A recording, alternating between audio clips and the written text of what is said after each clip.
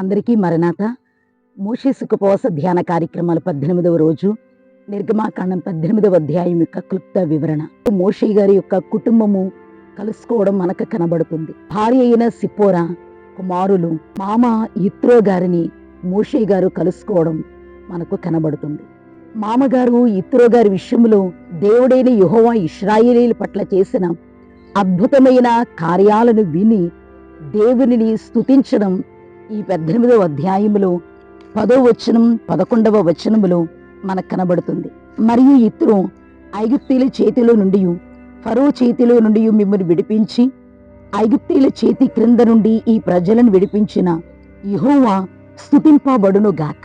యిత్రో Abraham Keturah వంశావళి చెందినప్పటికీ దేవుడైన యెహోవా పట్ల ఆసక్తి కలిగిన వాడే. మోషే గారి ద్వారా దేవుడైన యెహోవాను తెలుసుకుని అద్భుత కార్యములు ఐగుప్తు దేశములో నుండి ఇశ్రాయేలీలను నడిపించిన ఆ కార్యాలను విని యిత్రో ఆశ్చర్యపడి దేవుణ్ణి ఘనపరిచినట్లుగా ఇక్కడ మనకు కనబడుతుంది. మార్గం మధ్యలో ఐగుప్తు దేశానికి వెళ్ళేటప్పుడు సిప్పోరా మోషే చేయలేని పని కుమారునికి సున్నతి చేయించడం 4వ అధ్యాయములో మనకు కనబడుతుంది. దేవుడే పంపాడు మోషేను, అయినప్పటికీ దేవుని పద్ధతి పాటించాలి కదా.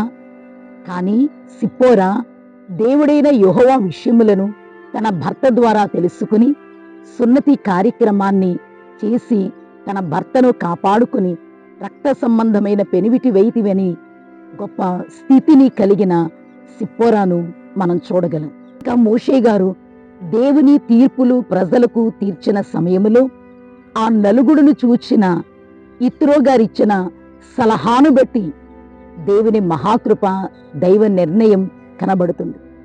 మోషే గారి యొక్క మామ అయిన యిత్రో ఇచ్చిన సలహాను బట్టి పరిపాలనా పద్ధతిని సులువుగా చేయడం ఈ అధ్యాయంలో మనకు కనబడుతుంది. యిత్రో చెప్పిన ఆ సలహా ఏమిటి? 18వ అధ్యాయము 21వ వచనములో, మరియు నీవు ప్రజలందరిలో సామర్థ్యము దైవభక్తి సత్యాశక్తి కలిగి లంచగొండులు కాని మనుషులను ఏర్పరచుకుని 1000 మందికి ఒకరిగాను 100 మందికి ఒకరిగాను 50 మందికి ఒకరిగాను 10 మందికి ఒకరిగాను వారి మీద న్యాయాధిపతులను నియమింపవలెను. 18వ అధ్యాయములో ఉన్న పరిపాలనా పద్ధతి ఈ వేళ ఈ భూలోకమంతా ఉన్న న్యాయస్థానముగా మనకు కనబడుతుంది. ఈ భూలోకంలో న్యాయస్థానం రావడానికి ఈ 18వ అధ్యాయములో ఉన్న ఈ పరిపాలనా విధానమే కదా.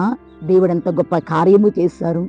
కాబట్టి ఈ 18వ అధ్యాయములో ఒక అన్యుని ద్వారా దేవుడు గొప్ప సలహా ఇప్పించి మోషే పనిని తేలిక చేసినట్లు కనబడుతుంది.